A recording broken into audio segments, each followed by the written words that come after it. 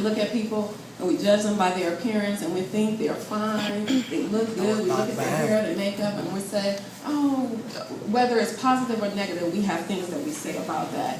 And what I try to explain to people is that I'm not just a musician. I grew up in a house full of boys.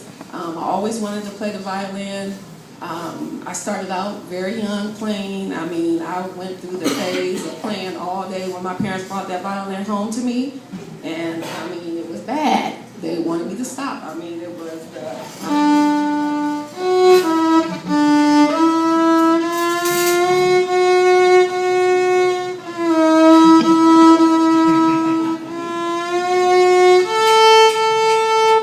and they begged me to stop. They begged me. So my father forced me to go to bed that night, and I cried because I had finally got my violin, and I didn't want to stop. So next morning I got up bright and early. Normally the person who would not get up out of bed, I mean, a tsunami could go off next to me and I wouldn't wake up, but I was up early and I had that violin out. And either I got a little better or the ears grew a little bit more tolerant. Because then I was playing a little better. It sounded a little like this.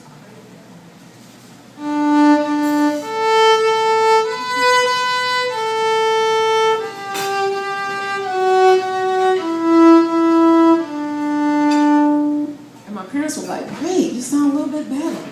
So they got me private lessons. I started out in Detroit, Michigan at the Detroit Community Music School, which was the popular music school in Detroit. A nice outlet for inner city kids to be able to learn and own their skills. And I went through private lessons and my skills got a little better.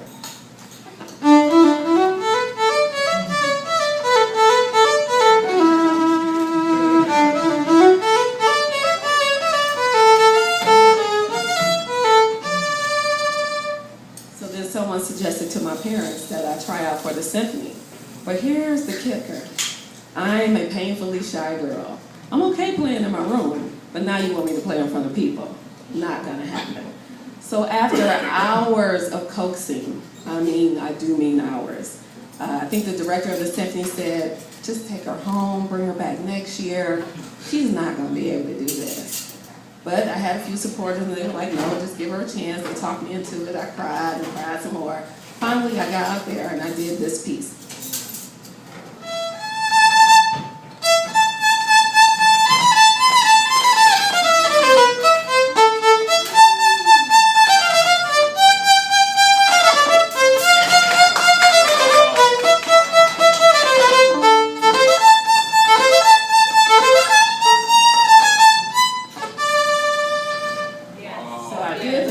And I joined the symphony. But there was something missing. I was the girl, if you turned on the radio, I played everything. You know, I just turned the radio on, I sit with the TV on, I play commercials, I play the theme music to TV shows, I do it all. And I said, you know what, one of these days, I'm gonna play by myself. Then I said, who am I kidding? I'm not playing in front of nobody by myself. You know, the symphony has 50 other people. It's not about me. So I sat down in the symphony and I stayed there. Then one day, something really strange happened. Now I see it as a blessing. Didn't really see it then. But I started not being able to use my left arm. I had pain so badly that I literally wanted to cut my left arm off. Then the headache started and the aches and pains and I could hardly walk. I went to the doctor. I received the diagnosis of lupus. Most people have never heard of it before. I hadn't. I'm like, lupus, is that a movie about werewolves or something? You know, what's that?